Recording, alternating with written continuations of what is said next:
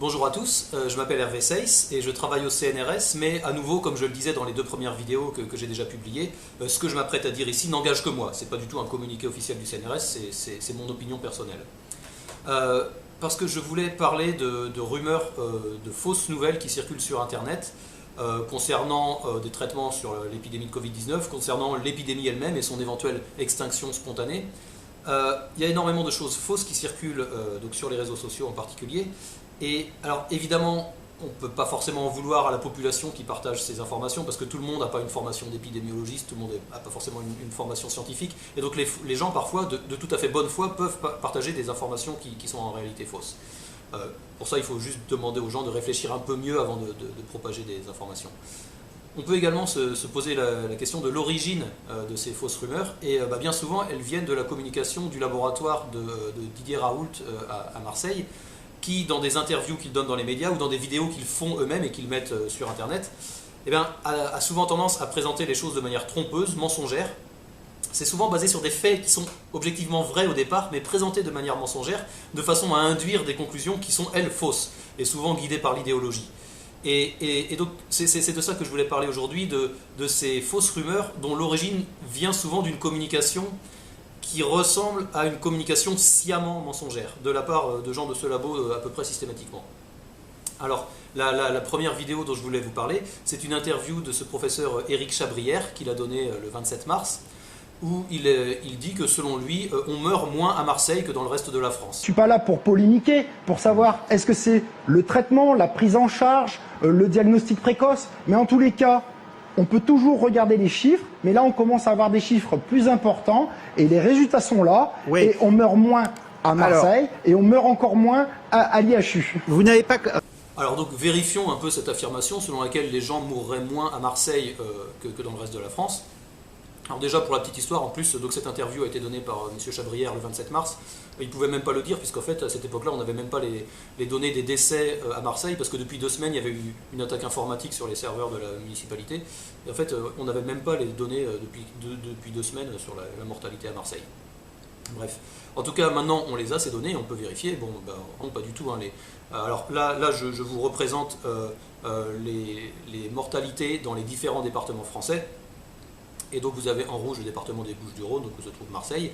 En fait, la mortalité dans les Bouches-du-Rhône est tout à fait standard. En fait, alors bien entendu, ici ce sont les mortalités agrégées par département et pas par ville. Ça c'est parce que ce sont les données de l'INSEE. L'INSEE publie des données agrégées par département, parce qu'en fait il y a plein de communes où en fait on meurt pas parce que les gens meurent à l'hôpital. Donc en général, on préfère plutôt regarder à l'échelle du département, parce que les gens d'un certain département vont tendre à mourir tous dans la même grande ville du coin. Et donc en fait, à Marseille, en tout cas dans les Bouches-du-Rhône, on meurt ni plus ni moins que dans le reste de la France. Et alors, évidemment, ça ce sont tous les décès, pas seulement liés au Covid-19, et sans doute que M. Chabrière, dans son interview, il a peut-être parlé un peu trop vite quand il a dit « on meurt moins à Marseille », sans doute qu'il voulait dire « on meurt moins du Covid-19 à Marseille », parce qu'effectivement, dans le reste de son intervention, il parlait des traitements contre le Covid-19. Donc peut-être qu'en fait, il voulait dire « on meurt moins du Covid-19 à Marseille que dans le reste de la France ». Donc regardons ça, les morts dues au Covid-19, là, c'est même encore pire. En fait, on a même tendance à mourir plus du Covid-19 à Marseille, enfin dans les Bouches-du-Rhône, que dans les autres départements français. Donc finalement, bon voilà, quand on nous dit que les gens meurent moins à Marseille, après sur Internet, cette information s'est vite transformée en « on meurt moins à Marseille parce qu'il y a ce labo qui propose un traitement à la chloroquine et donc le traitement à la chloroquine est en train de sauver les gens ». Je vous rappelle, je le disais dans ma vidéo du 26 mars, que le traitement à la chloroquine, c'est basé sur un mensonge. C'est-à-dire les gens ont fraudé leurs statistiques pour faire croire que le traitement marchait. Donc en réalité, il ne marche pas. Et après, quand on vous dit « si ça marche puisque les gens meurent moins à Marseille du Covid-19 », c'est faux également. Alors, en ce qui concerne le traitement lui-même, vous avez sans doute entendu dire sur Internet ou dans les médias qu'il y a maintenant beaucoup de gens qui commencent à dire « les essais qui sont faits pour vérifier que la chloroquine marche », ces essais vont être inutiles. Donc il y a un essai qui a été fait, l'essai Discovery, il y a aussi un essai au CHU d'Angers, un autre qui est en train de se lancer au CHU de Montpellier. Les gens commencent à nous dire « ah mais même si ces essais ne voient pas d'effet de la chloroquine, ça ne voudra rien dire, puisqu'en fait dans ces essais, les gens ne suivent pas exactement à la lettre le protocole qui a été proposé par le professeur Raoult. » Puisque maintenant, donc les gens disent, voilà, le professeur Raoult dit qu'il faut mettre la chloroquine en association avec l'azithromycine, qui est un antibiotique. Et d'autre part, il faut donner cette bithérapie très tôt dans le développement de la maladie, avant que des effets trop graves apparaissent sur les poumons, parce qu'au bout d'un moment, ça ne sert plus à rien de taper sur le virus si les poumons sont déjà en train de se faire bouffer par l'hyperinflammation. Et donc si ces essais-là, qui sont indépendants de l'IHU, si ces essais-là ne testent pas dans les conditions qui ont été préconisées par le labo Raoult, ça ne servira à rien. Alors, il faut bien voir d'une part que ces préconisations sont à nouveau basées sur du vent, sur rien du tout.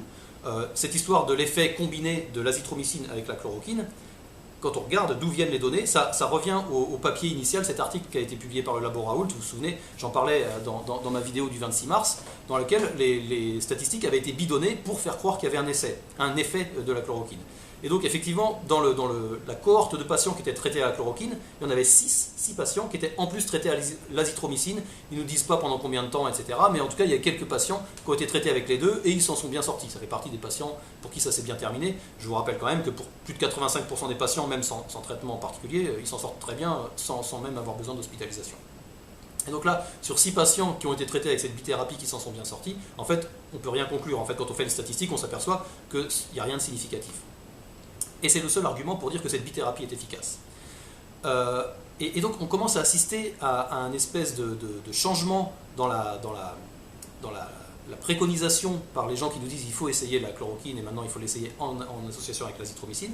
Parce que, si vous vous souvenez, il y a 3-4 semaines, quand on nous disait « ce médicament va marcher, il faut l'utiliser », l'argument c'était « de toute façon, on n'a pas de remède contre le Covid-19, les gens vont mourir, donc, quitte à ce qu'ils meurent, autant essayer ce truc-là qu'on leur donne, on s'en fout des effets secondaires, de toute façon ils vont mourir. Donc, au mieux on les sauve et au pire ça fait rien.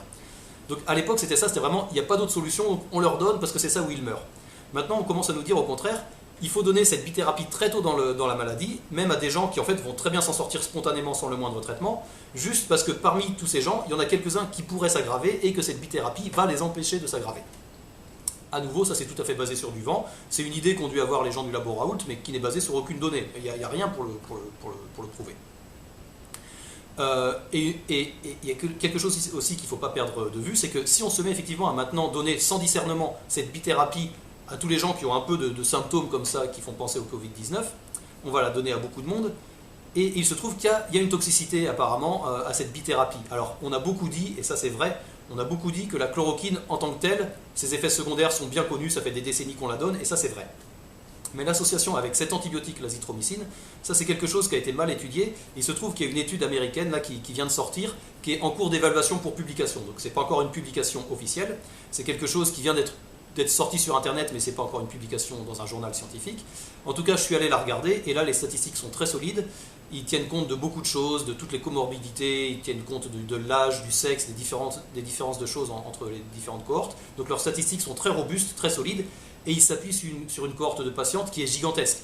Ils regardent presque 1 million de personnes qui, dans le monde entier, ont été traitées à la chloroquine à long terme, un peu plus de 900 000 personnes, et parmi ces plus de 900 000, il y en a plus de 300 000 qui ont, à un moment de leur traitement chloroquine, qui ont été également traités à l'azithromycine, cet antibiotique, pour lutter contre une infection bactérienne.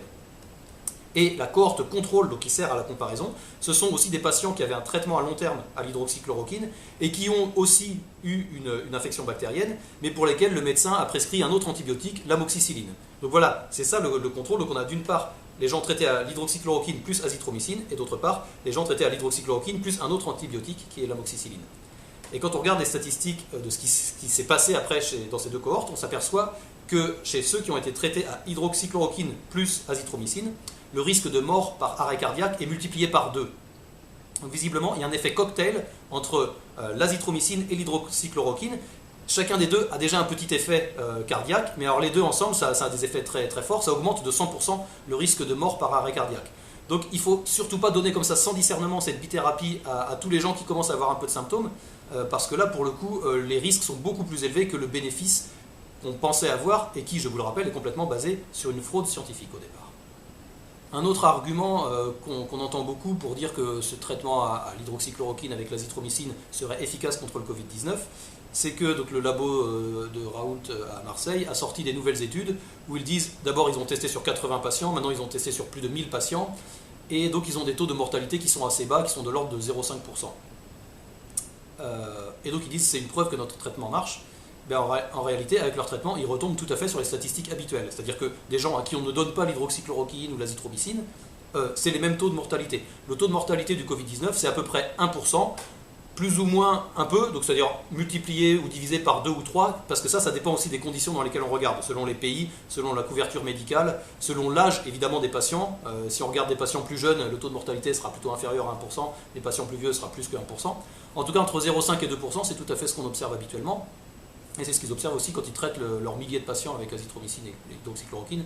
Là, ils ont 0,5% de mortalité, sachant que dans cette proto-étude qu'ils ont publiée, en fait, ils ont juste publié un tableau de chiffres et puis un résumé. Dans cette proto-étude, donc on a 0,5% de patients qui sont morts, et on a un additionnel de 1,5% de patients qui sont en réanimation au moment où ils nous ont publié ce truc-là, ce tableau. Donc peut-être qu'en fait, au final, on aura 2% de morts. Ils se sont dépêchés de publier leur tableau à un moment où on n'avait pas encore tout à fait la réponse. Donc on sera entre 0,5% et 2% de morts. C'est exactement les statistiques habituelles en l'absence de traitement. Donc c'est certainement pas un argument pour dire que ce traitement a sauvé des gens. Alors, parmi ces vidéos dont je vous disais qu'elles étaient comme ça diffusées par les gens de l'Institut IHU à Marseille, il y a aussi cette vidéo, donc une interview du professeur Raoult qui a été mise en ligne il y a 2 jours, où il raconte toutes sortes de choses. En particulier, il dit que l'épidémie est en train de s'arrêter spontanément. Pour nous, l'épidémie est en train de disparaître progressivement. Donc on avait au maximum, au pic, on a eu jusqu'à 368 cas nouveaux par jour. Et là, actuellement, on est plutôt dans la zone de 60-80 par jour. Donc, il y a une diminution très, très significative du nombre de cas détectés, et encore plus significative chez les gens qui viennent se faire détecter alors qu'ils sont asymptomatiques. Donc, il est possible, c'est une des possibilités que j'avais évoquées parmi d'autres, hein, que l'épidémie disparaisse au printemps et que d'ici quelques semaines, il n'y ait plus de cas pour des raisons qui sont extrêmement étranges. Et là, à nouveau, les courbes qui sont montrées, ça part d'une observation qui est réelle. Là, ce sont les courbes qu'ils ont faites eux-mêmes, mais j'y crois tout à fait, hein, c'est vraiment crédible cette décroissance. En fait, je me suis amusé à regarder ça aussi de mon côté sur les données publiques. Je vous mets tous les liens dans les commentaires en dessous, là, dans le descriptif YouTube. Vous pouvez aller regarder vous-même. Effectivement, il y a vraiment une décroissance en ce moment du nombre de nouveaux cas de Covid-19. Et là, vous voyez, par exemple, je vous ai représenté donc, pour les départements qui hébergent les 8 plus grandes villes de France, on observe comme ça effectivement un pic et puis une décroissance après le pic, sauf pour la région toulousaine qui a été touchée un petit peu après les autres, et puis la région nantaise qui a été très peu touchée. Également, quand on ne regarde pas des départements individuels, mais la France entière, on observe aussi le même pic et la décroissance après. Et donc, le professeur Raoult nous dit que c'est pour des raisons tout à fait, extrêmement étranges. Je ne sais pas, il n'a pas l'air d'être au courant qu'on est en confinement depuis 4 semaines et qu'en plus on a fait le confinement exactement pour ça, pour arriver à ce résultat-là, de baisser les nouveaux cas de Covid-19. Donc l'épidémie est certainement pas en train de s'arrêter. Quand il dit qu'on assiste à une disparition de l'épidémie, c'est faux. L'épidémie n'est pas en train de s'arrêter, elle est mise en pause parce qu'on a fait en sorte de se tenir éloignés les uns des autres. On est protégé de l'épidémie parce qu'on évite de se contaminer avec des nouveaux contacts. Si on est à nouveau mis en contact les uns avec les autres, ça va repartir. Donc l'épidémie n'est surtout pas en train de disparaître, elle a été mise en pause parce que tout le monde est en train de retenir son souffle, on s'est gardé d'entrer en contact les uns avec les autres. Donc quand il nous dit que c'est pour des raisons tout à fait étranges, il y a une raison évidente. Et là, j'ai même du mal à croire qu'on puisse être aussi bête. Donc je pense que c'est pas juste par ignorance. Je pense que là encore, il y a une belle dose de malhonnêteté intellectuelle dans la façon de présenter ces choses-là. Vous le voyez, beaucoup de ces rumeurs, en fait, se basent initialement sur des faits qui sont réels et observables et vérifiables, mais qui sont présentés d'une manière trompeuse ou volontairement, bizarrement obscure. Alors ça veut dire que quand nous, sur Internet, on voit arriver ce genre d'informations, il est toujours important, et ça c'est vrai en général, c'est particulièrement vrai là avec cette histoire de Covid-19, il est toujours important de vérifier les informations qu'on nous donne. Là, toutes ces informations sont publiques et accessibles, donc allez regarder les liens, je vous assure, vous pouvez vous faire votre idée par vous-même, c'est toujours une excellente idée. Donc ça c'est pour nous, pour vous et moi, il faut toujours se méfier de ce qu'on voit circuler sur Internet avant de le propager soi-même. Maintenant, en ce qui concerne les gens dont la parole porte plus dans le débat public, là on peut se demander un peu quelles sont leurs motivations. Je pense notamment à M. Douste-Blazy, médecin, ancien ministre de la Santé, qui a lancé une pétition pour dire que l'hydroxychloroquine avec l'azithromycine était efficace contre le Covid-19 et qu'il fallait les prescrire largement. Et là, je ne comprends même pas l'intérêt de la démarche parce que ce n'est pas une pétition qui va décider de la réalité scientifique. Le monde physique existe en dehors de nous Et c'est pas nous, en signant une pétition, qui allons décider de la vérité. C'est peut-être un réflexe d'homme politique qui est habitué, quand on décide quelque chose, à le voir effectivement s'exécuter. Mais en science, c'est pas du tout comme ça que ça marche. Et on pourra trouver un très grand nombre de gens prêts à signer cette pétition pour dire que la chloroquine marche. Si elle ne marche pas, elle ne marchera toujours pas. Donc il y a bien un moment, il faudra se poser un peu la question des responsabilités de tous ces gens qui propagent des fausses rumeurs ou qui les inventent même au départ. On n'en est pas encore là parce que là on a tellement d'autres choses plus importantes à faire. Je demande aux gens de juste faire attention à ne pas propager aveuglément tout ce qui leur tombe sous les yeux avant de le vérifier par eux-mêmes. Alors voilà, en entendant tout ce que je viens de vous dire, vous allez peut-être être tenté de dire que je suis particulièrement opposé à ce pauvre monsieur Raoult. Pas du tout, hein, je le connais pas du tout. Vous pourrez peut-être dire que je suis à la solde des boîtes pharmaceutiques qui sont concurrentes de celles qui le soutiennent lui ou je sais pas quoi. Non, c'est tout à fait faux également. Sachez que si vous avez envie de m'envoyer un mail d'insulte pour me dire tout ça, vous serez juste le 300e à avoir cette idée en 3 semaines. Ça ne servira pas à grand chose, vous pouvez économiser vos électrons. J'ai déjà reçu beaucoup de mails d'insultes, donc envoyez-en si ça peut vous soulager, mais en fait ça ne servira pas à grand chose d'autre. En fait, je vous dis pour quelle raison moi j'ai pris l'initiative de faire ces vidéos, c'est que comme tout le monde, j'ai dans mon entourage, dans les gens que j'aime, j'ai des gens qui sont âgés, qui sont malades, des personnes à risque. J'ai certainement pas envie qu'ils attrapent le Covid-19 et qu'ils risquent d'en mourir. Et c'est justement à ce titre-là que j'ai envie de les protéger, et notamment que je suis énervé de voir qu'on dilapide des ressources, du temps de travail, de l'argent, des ressources hospitalières pour des choses qui sont initialement basées sur une fraude scientifique, sur du mensonge. C'est ça ma seule motivation. Donc vous pouvez vous imaginer toutes sortes de choses, vous pouvez me l'écrire si vraiment ça vous amuse. Mais sachez que moi, ce que je préfère recevoir, ce sont des mails où on discute science. Et si vous avez quelque chose à discuter, eh bien, appuyez-vous sur des faits observables, vérifiables, et on pourra en discuter. Les mails d'insultes, bon, si ça peut vous amuser, mais sinon ce sera un peu inutile.